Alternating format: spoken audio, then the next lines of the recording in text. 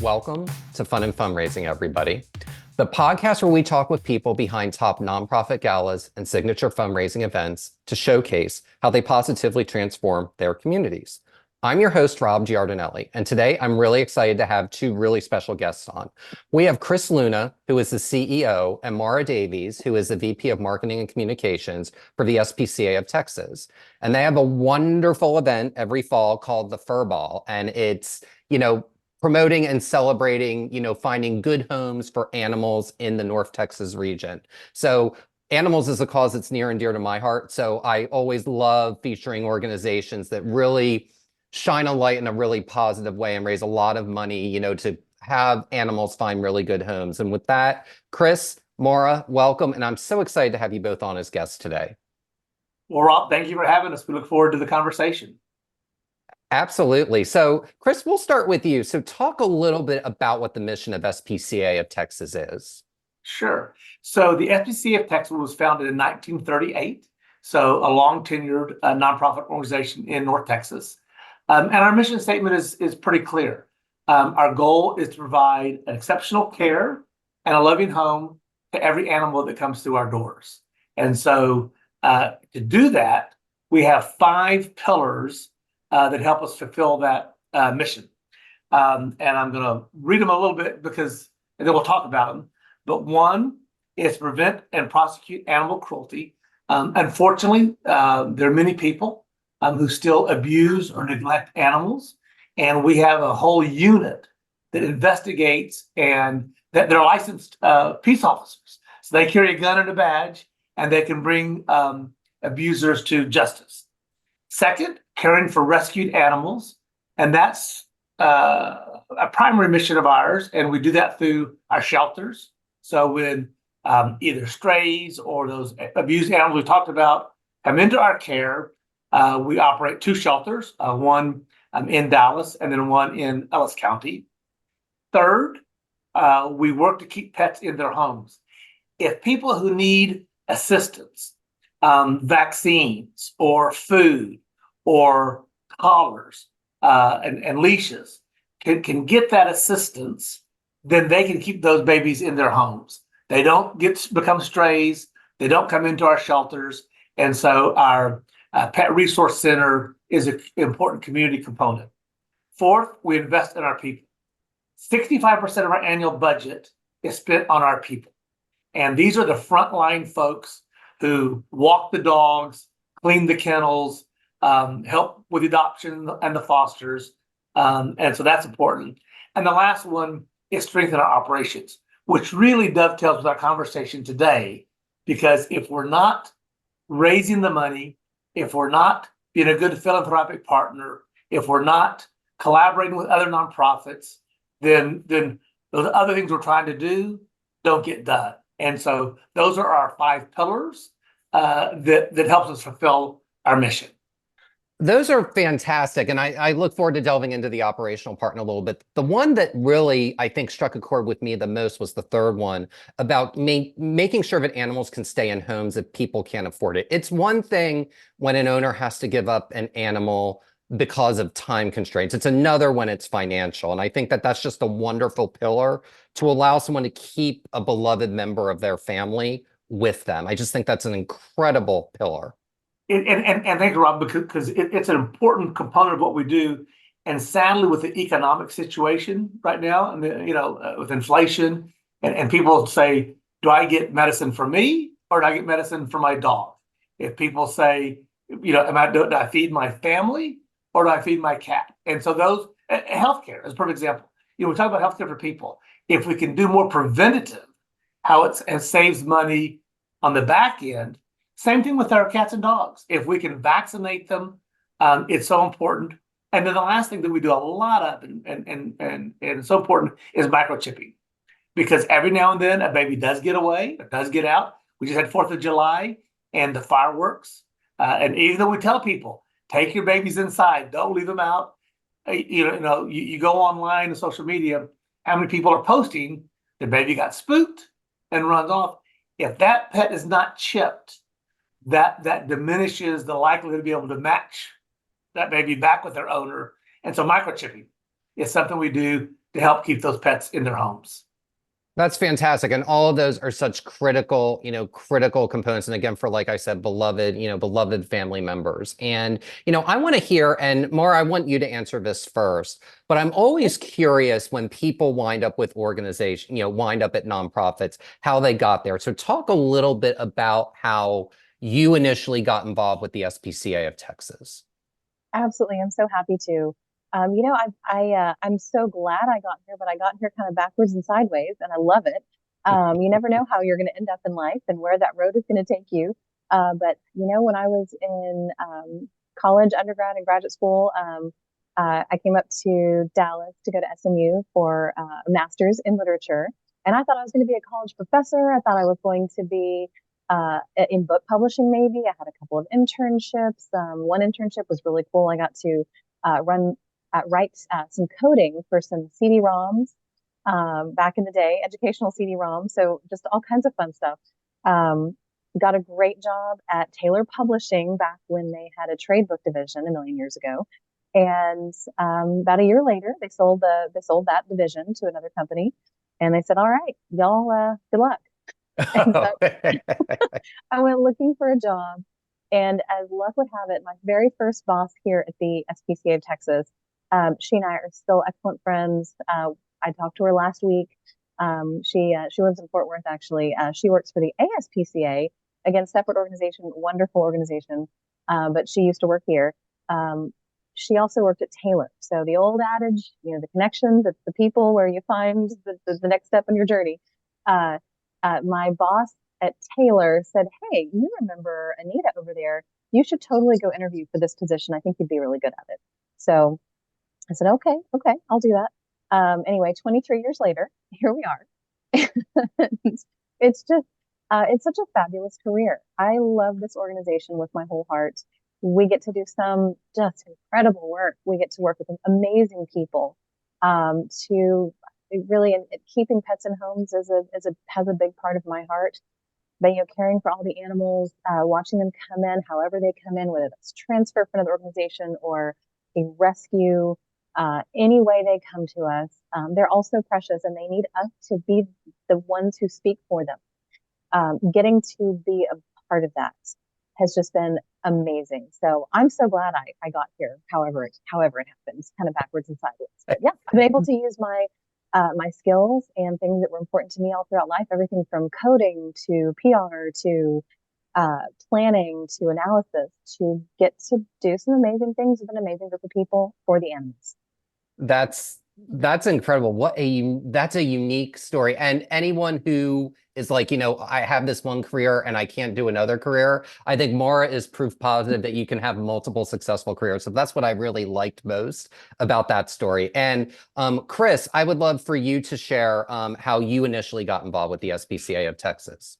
Sure. And the theme of changing careers also applies to me. I was introduced to the SPCA of Texas in 2006 when one of my babies passed away. And people said, what can we do? And I said, contribute to the SPCA of Texas. And then fast forward to 2012, a good friend of mine was leading the effort to do the SPCA of calendar. And it was a pay to play. You pay to put your baby in the SPCA of Texas calendar, and did that. And so once again was exposed to the SPCA of Texas. My path here was a little bit different as an employee because I had served 3 terms on the Dallas City Council, and the committee I chaired had jurisdiction over our municipal shelter. So my exposure originally came as a municipal shelter kind of person. But I've been in the private sector until last year when I joined. Ended up a career of 18 years with a very large wireless provider, but had moved into management, had served on a number of nonprofit boards. And so the search firm said, hey, we're looking for a new president and CEO of the SPCA of Texas. Your background, while not directly in animal welfare, is what we're looking for. Somebody who has nonprofit experience, somebody who is active in the city and community, somebody who has a track record of philanthropy and fundraising, and somebody who has management experience. And so kind of like Maura, I came here kind of a not direct way out of college or law school. I'm a lawyer by training, but rather as a volunteer, as a funder, and then as a president and CEO. So I've loved doing this for the past year, but it's been a great experience. I want to talk a little bit about, because you both have tremendous passion for this, and it's kind of come across in different ways. And Chris, I'll start with you, and then we'll go with Maura. But what I find fascinating with you is you've been calling animals your babies the whole time, and you thought enough of the organization to put one of your babies on the calendar, 15, 20 years ago. So clearly you have a strong passion of advocating for animals. And, you mentioned you have a broad nonprofit background as well. What makes you so passionate specifically about animals and animal advocacy? So I've got to translate my experience more broadly, because I don't have any real children. And so my dogs and cats have always been my babies and my kids. And so that's always been kind of my passion. Maura mentioned earlier about these animals that don't have a voice. My babies have always had a voice because that was me, their dad. But there are other people who do have real children, but their pets are also part of their families. And to me, that's what I'm advocating for. Is just like if somebody wants to advocate for seniors or advocate for, volunteer at their PTO and advocate for their children. I'm advocating for our fur babies that don't have a voice, that somebody needs to say, yes, let's keep them in their homes. Yes, let's bring them into the shelter and give them food and a roof over their head until we can get them adopted or foster. Or yes, we need a voice for those babies that are neglected, are abused, because they can't speak for themselves. That's a great answer. And I love that, you take that passion and you're passionate about your family, and your family is your family, no matter the configuration of it. And that's what I really love about that story, is you're as much a family advocate as you are an animal advocate. And I love and welcome that story. And Maura, I want to hear, because I don't know if I've had any other guests that's been with an organization for over 20 years. I've had a couple that have been there right at 20, but 23 years. So what about this organization and animals has had you stay with an organization for nearly a quarter century? Because I just think that's remarkable. Honestly, the easiest answer, and I think the one that resonates most deep in my heart, is the people. It's the people. The people, no matter if it's a staff member, a volunteer, a customer, a client, somebody who's just there because they love animals, because they're here to help in whatever capacity. Our donors, our board members, everybody. It's such a wonderful, just fabulous family in and of itself, of people that come together to do so much. And 20 plus years ago, the prevailing sentiment in a lot of animal welfare, not just here, but around the country, was very, very different than it is now. It was much more of maybe the best way to put it is about 20 years ago, it really seemed like fewer people were talking about pets like Chris just did, that pets are family, pets are our family. I love that Chris calls pets babies. I call them kiddos. They're kiddos. They're our teachers, our healers, our friends. That's what another person I met early on in animal welfare taught me. That our lives are immeasurably better because of animals, and we're here to make their lives better. But you know what? Really, the one whose lives get saved are really the people. Chris, I've heard you talk about that lately, and that is a tremendous part of why I love what I do and why I'm energized every day to come back. So yeah, along the same lines of it's the people. It's always been the people, and it will always be the people. Yes, there are animals, but there's a dog or a cat or a rat or a bunny or a horse connected to every person, and there's a person connected to every animal, even if they're a community cat or a homeless dog or what have you. The people make the difference. It's those connections make things happen. It's our people here, all the people involved with the SPCA of Texas, who make a difference, who change lives for the animals and people who need them the most. And I know that we have an amazing amount of great work to do. The thing that I've been saying a lot lately is this is the most exciting time for me to be at the SPCA of Texas now. Chris got here just after Thanksgiving last year. We have had some fabulous new additions to the team. We get to do amazing, exciting, groundbreaking, cool, fabulous things. And I've got to be a part of it. Oh, that's fantastic. And speaking of exciting, cool, and fabulous, so I'm going to take some of those superlatives that you said. I want to ask you, largely because you've been with the organization for such a long time, and Furball has long been one of the more popular nonprofit galas, in North Texas and in Dallas. What is one thing that you would say a person or an organization can do to really create that devoted following for their annual gala or their signature fundraiser? Yeah, it's all about the relationships, I would say. It's the relationships that you build, whether they're a new relationship and a long-standing relationship. And oh, there's my kitten. He's making an appearance. His name is Fred, by the way. Hi, Fred. It's the relationships. Building relationships with people. It's the old, it's a Girl Scout song. Make new friends, but keep the old. Some are silver and the others gold. Yeah, that's huge. The new friends, old friends, everybody in between. When you build those friendships and you get to be able to tell your stories and talk about, how do we get out there? How are we working in the community? How do we help? How are we partnering? That's when people can really understand, oh, that's what's going on. Okay, great. So then from there, you create that engaging, memorable experience that's not just about the special event, whether it's Furball or anything else. That relationship, that's the critical thing. People always remember how you make them feel. And Furball is the SPCA of Texas's opportunity to invite people into our world and really just showcase, hey, here's who we are. Here's what we do. Here are the people that make it happen. And those people that make it happen are the donors, by the way. So yeah, it's all about those relationships, the most critical central part, I think.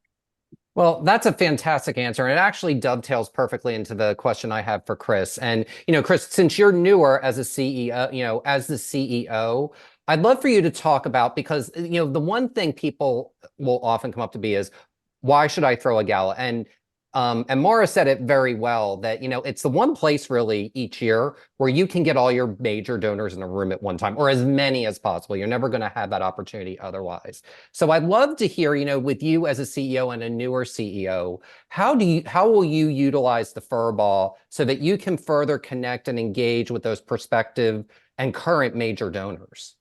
Absolutely. I think the first thing is just the communication. So much of the gala and our fundraising is relationships. And a friend of mine often says, how come the only time I hear from you is when you need something or you want something? And this allows us to thank them, but to also communicate what we're doing. So many donors nowadays believe in metrics and results.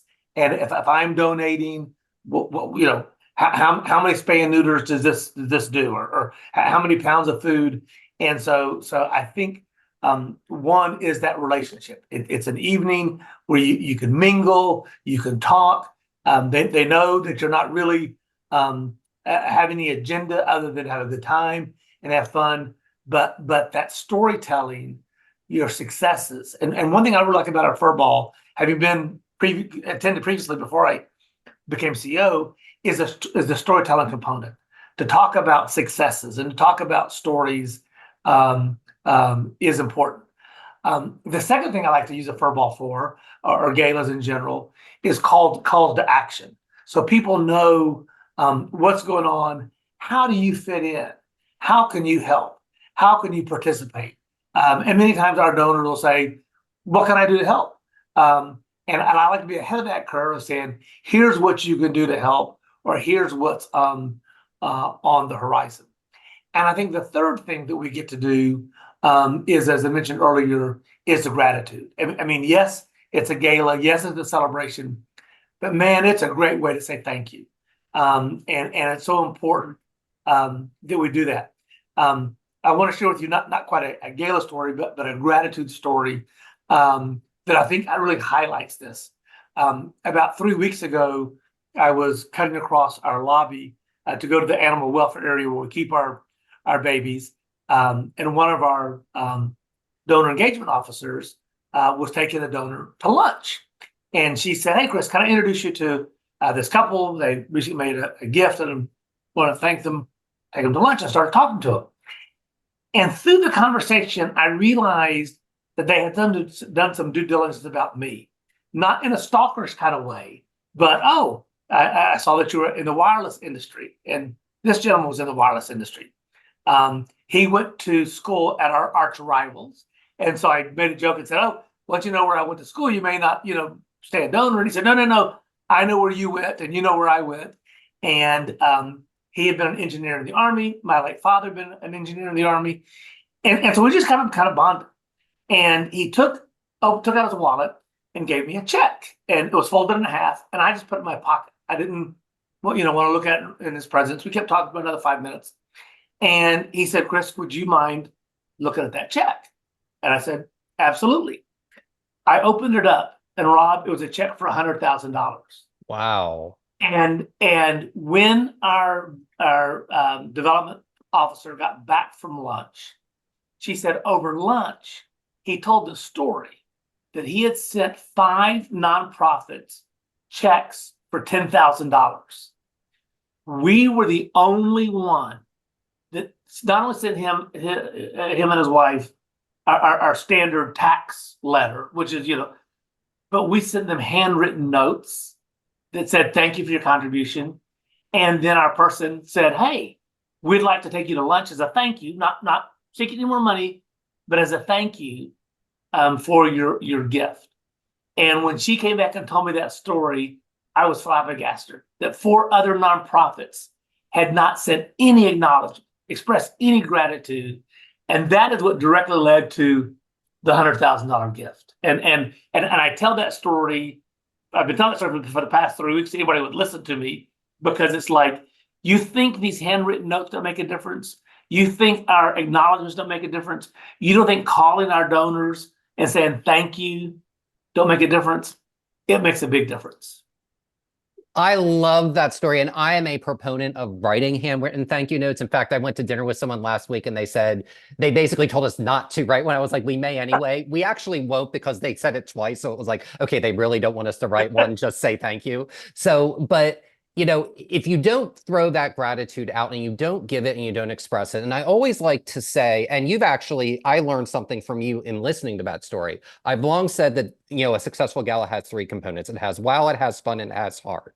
And I've always had a tough time explaining what heart is in kind of a universal way. And you talking about gratitude, that's the word. Heart is gratitude. It doesn't need to be this schmaltzy thing where you burst into tears. It can be something as simple as gratitude that allows the wow and the fun to continue to be elevated. So that is what I really appreciated about that story, and the handwritten thank you note piece, because that is so important. Okay, Rob, I'm learning from you. You said wow, Fun, and heart. and heart. Those are the 3. That's my 3-legged stool of, of successful fundraising galas. And, one thing that you both have brought up multiple times, and more of this next question's for you, is communication. So given your vast expertise, in communication based on your background, you've always had communication in your professional DNA in some way. What advice would you give to someone looking to create an effective communications and marketing strategy for their gala? Yes, absolutely. And that's a critical portion, right? So you want people to know about it so they can come, and then you want to make sure they know what to expect. So like you said, I'm also taking notes on the wow and fun and heart. You want to get people ready to experience that wow and have the fun so you can show them your heart. But so first of all, I'd say know your donors.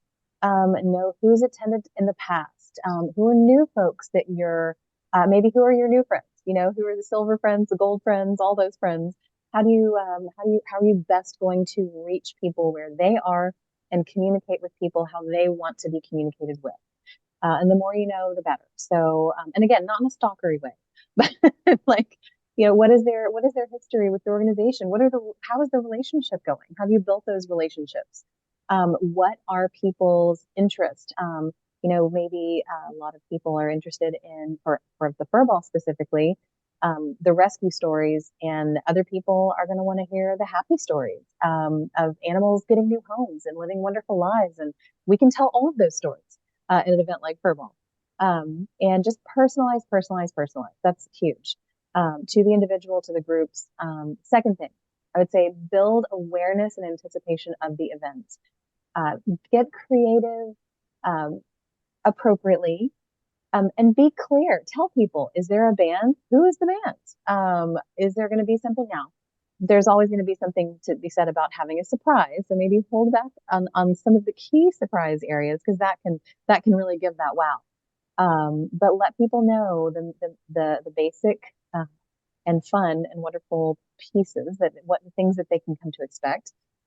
Really importantly, who will this event benefit? What will the proceeds do? And have that clear, like Chris said, very, very clear call to action.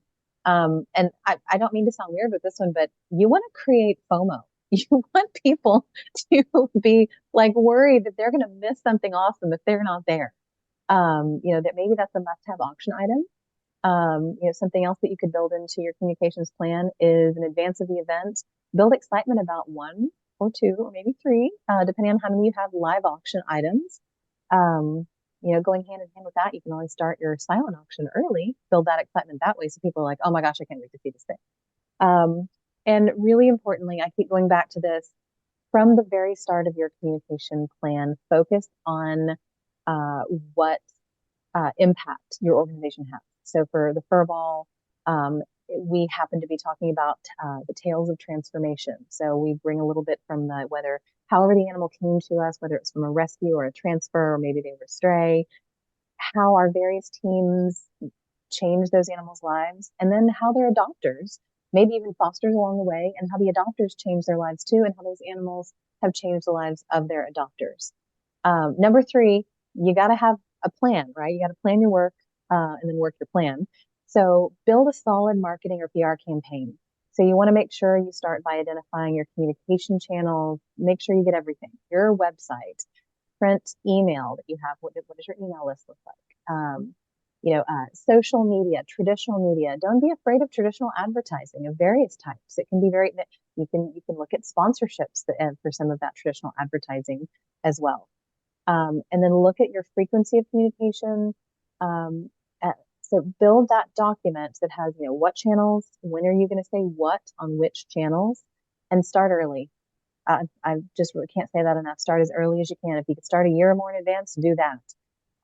What we've done for many, many years here at the SPCA of Texas is our marketing and communications plan includes all of those things and more. So it's built out with dates, times, audiences. Who are we saying? What are we saying? But then the critical piece of that too is making sure you have the meat, so to speak, so that you have those, you build your content in such a way that's going to be interesting. And last but not least, don't hesitate to ask your most loyal supporters for their help to spread the word. That's, have your chair, your committee, they are going to be a key part of getting the word out. And you want to make it fun and easy for your folks that are your biggest gala champions. You want to make sure that they have the messaging, that they have any graphics that go along with your campaign, so they have those stories that they're ready to tell. They have everything from a letter from them, all those good communications that make all that easy, and then make it fun. So maybe you have a get together and you have a little party. Maybe you have like a sip and sign. To have everyone on the committee sign the letter, whether you're sending out your fundraising letter, whether it's you're asking for a live or silent auction piece. But yeah, keep those most loyal brand evangelists, so to speak.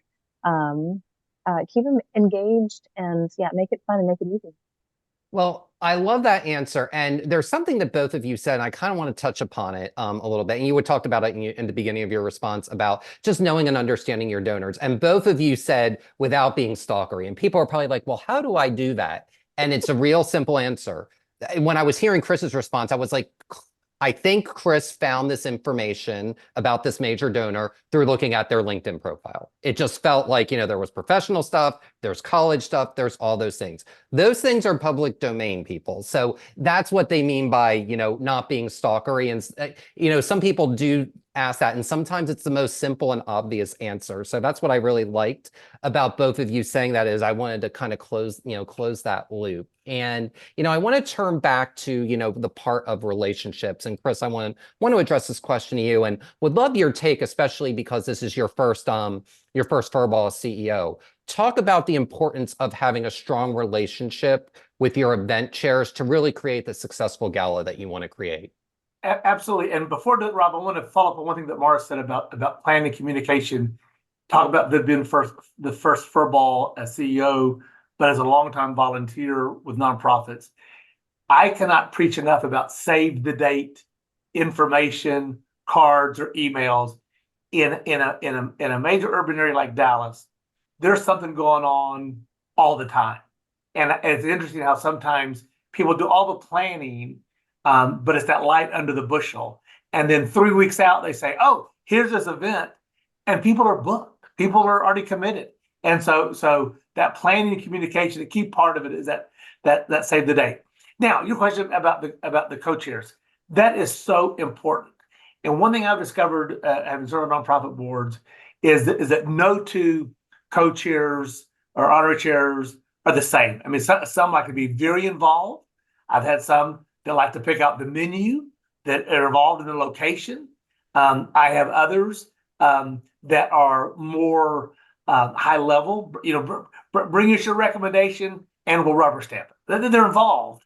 I think that's the first thing, is to recognize that your chairs will be different in terms of how involved and committed they are to everything. But it's very important, my experience, is that you have chairs that are well respected in the community, that people know and that recognize, and they say, "Oh, Rob's chairing this event. It's going to be there's going to be wild, fun, and hard. Wild, fun, and hard. And so that, but those chairs are the ambassadors for the event. It's important that they're involved, and once again, their involvement may vary. But you will not have a successful event unless you have good and active chairs. So once again, active varies, from them. And we've also seen, that sometimes you may also have honorary chairs, folks who basically are lending you their name. But once again, is that good housekeeping seal? You go, "Oh, Rob's the honorary chair. It's going to be a fun, wow, and hard event." So chairs are important, and so therefore the selection of those folks is important. And once again, it's almost like in the old days of the Jerry Lewis telethon. They start planning the next year as soon as that last telethon ended. You can't, as Maura said, you can't start planning too early. Who's going to be the chairs? Who's going to be the honorary chairs? For the next year's event as you plan. Absolutely. I mean, it's almost like, anyone in sales, that's a sale. Your gala chair pipeline needs to be like a sales pipeline. It needs to be something that you're identifying who, you're nurturing them, and then you ultimately get them to buy, although the buy is they're going to chair that event for you.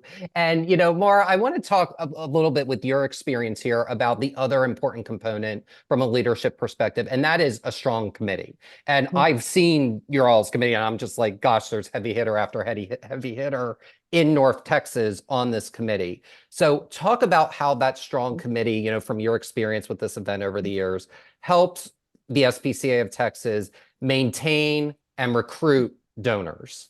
Mm-hmm. Well, that committee of folks who are lending their heart, their name, and their time, talent, and treasure. that is critical, not just for the event, but for the whole organization. I mentioned before brand ambassadors, um, and that talk about that good housekeeping seal. Um, people that, of course, in marketing, the single most effective way to reach people is word of mouth. It's the strongest tie. And going back to that relationship building to kind of tie everything in, when you keep building those relationships and uh, make new friends, keep the old, you end up with this group of folks who are out there and they know what you do. They know what you're about. They know the reason that you're here. They know your stories. The more you tell them, the more they tell them to others and pass the word on. And just that the stronger the event goes, the stronger the organization is. Because yeah, friends ask friends and family. And but I don't want to forget the nuts and bolts also for the event, as the committee helps ensure the event's success through that planning process. And Chris, you are so right. Oh my goodness, yes. Some folks are super, super involved, which is fabulous. And some folks are like, yep, we'll do the rubber stamp, and that's great too. But it takes a whole village. And so if you're talking about bringing people in to buy tickets, especially tables, sponsorships, and making sure that folks who are there are excited about the event, they're going to look forward to having a good time, that they're going to be interested in your live and silent auctions. That is going to be all critical to making the event a huge success.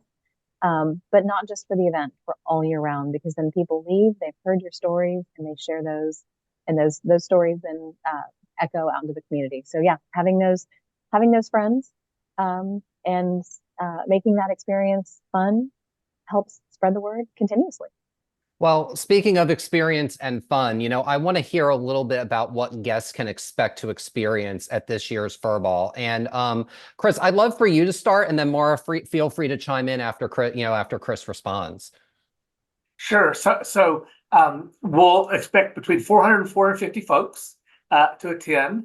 The Frontiers of Flight Museum is a great museum not far from Dallas Love Field. And what we try to do is, as Maura mentioned earlier, different supporters of ours have different interests.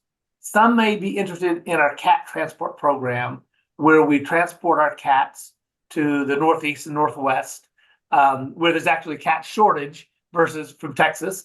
And we've recently transferred our 6,000th cat and celebrated that.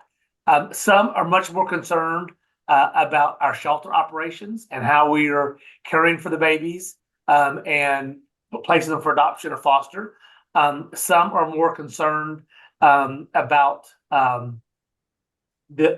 programs to keep animals in their homes we talked about earlier. So the question is, how do you do that program that hits on different things for different people? And that's what we try to highlight during the program part.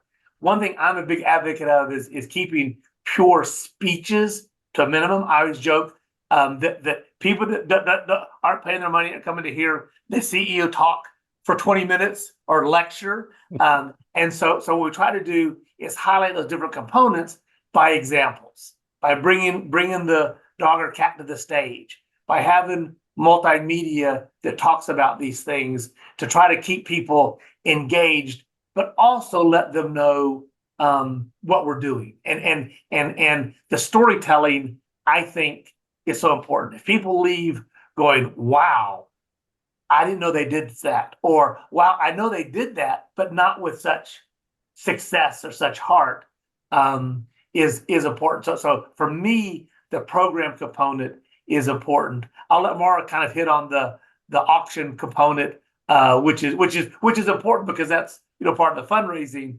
But for me, telling our stories is an important part of the evening. And Maura, sure. Go for it. Yes. Oh, absolutely. Yeah, telling the stories is so important. Last year, we brought up on the stage a little, he was a puppy when he came to us, but he he was born without front legs. And so when he hopped onto the stage, he rolled, he had a wheelchair. We got to tell the story of how the SPCA of Texas was there when our animal cruelty investigators came and rescued him. How we were there when he needed a foster home, when he needed a wheelchair. We partnered with a company that made the wheelchair custom for him. He went to a foster. He was adopted. And yeah, having that moment of, oh my gosh, that's huge. And people also were there to have fun in other ways too. Like Chris said, yeah, our auctions we try to make them a ton of fun. We try to make them a beautiful experience. So people come in, it's an elegant scene. Of course, our color is purple here at the SPCA of Texas. So we drench everything in purple usually, which is just beautiful. It's my favorite color personally, so that worked out for me. But you have, it's important that, the silent auction items are displayed beautifully, but even more important, what auction items are there. For the live auction, we really love to focus on experiences. People love experiences, whether that's experiencing something at the SPCA of Texas, and definitely travel. So we try to keep it very exciting. But we also we want to make sure people have a good time, and, they want to get up and dance. So this year at Furball, live entertainment will be provided by the Georgia Bridgewater Orchestra. We also, in addition to the live and silent auctions, have Pony Up for Paws, which is our version of the paddle raise. So that's another opportunity to tell stories, to share with people how their gifts make a tremendous difference directly in animal lives. Different levels, their gifts provide different things, different services, whether that is keeping a pet in their home, whether that is providing food, a spay or neuter surgery, care in the shelter, a vaccine for a community member's pet. We're excited again. Welcome back. We're welcoming back NBC5's Brian Curtis. The news anchor is our MC. And we're excited that it's just going to be a beautiful evening. We'll have a lot of surprises in store. We have actually a meeting coming up in a couple of days to talk about some of those surprises. So it'll be beautiful, elegant. The attire is going to be, we're changing it up. In the past, we've had black tie or black tie optional. This is going to be cocktail. So our wonderful chairs, Katie and Lawrence Bach, are just phenomenal. Their leadership is taking us in fabulous directions. We are so very grateful for them, for their support, their amazing, wonderful work. And everybody involved. It's just going to make it an exciting, fabulous time.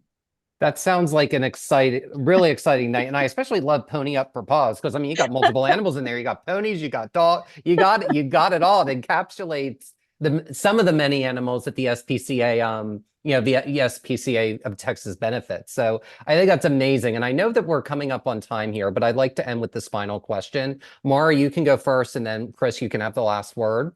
So what's a piece of advice you would give to someone looking to plan their first gala? Oh, okay. I'm going to go from a tactical perspective.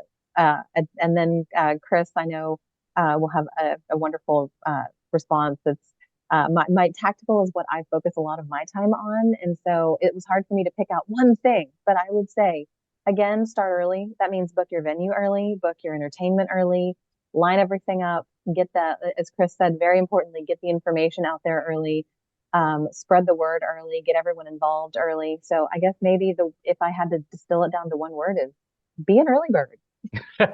Early birds catch the worm. That is a brilliant answer. And Chris, what about you? So in real estate, they say location, location, location. I think for galas, similar to what Maura said, planning, planning, planning, because there are so many pieces that the venue, the sponsor. This year, Nancy C. and Richard R. Rogers are the sponsor, the underwriter, the band, valet, food and beverage. I mean, there's so many pieces that planning to have a successful event. The only other thing I will say also is patience. I serve on the board of a nonprofit that just celebrated their 40th gala. It is now the largest sit-down black tie dinner in Dallas. When it started, 45 people showed up.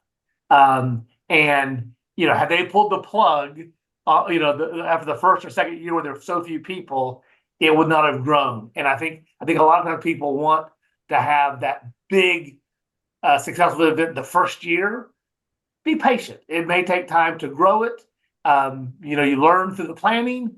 But if you do the things that Maura said, it will be a successful event. it just takes time to grow it, to be as accessible as it can be. That's fabulous advice. I have not had that answer yet, but it is probably one of the most true answers anyone's ever given. The first year, if you're expecting it to be a perfect package out of the first year, then you don't have a realistic set of expectations. And, you know, we have another segment this fall. We have a couple of segments where their first gala raised less than $10,000. Now they're $1 million events. So the importance of patience is really important. And in fact, it's almost kind of a theme of this season to a degree. So, you know, Chris, that was a mic drop moment if I haven't ever heard one or had one. So thank you both again, Chris, Maura, for taking the time today. This was such a wonderful conversation, and you both just gave such incredible insights. Well, Rob, thank you for having us. It's been great. Thank you so much, Rob. And we hope to see everybody on October 4th. I hope to too. And the SPCA of Texas Furball 2024 will be on October 4th, 2024 at the Frontiers of Flight Museum in Dallas, Texas. For more information, please visit spca.org. And that will do it for this episode of Fun and Fundraising. I'm your host, Rob Giardinelli, reminding you to keep it fun, keep it interesting, and your guests will have a great time. Have a great day, everyone, and take care.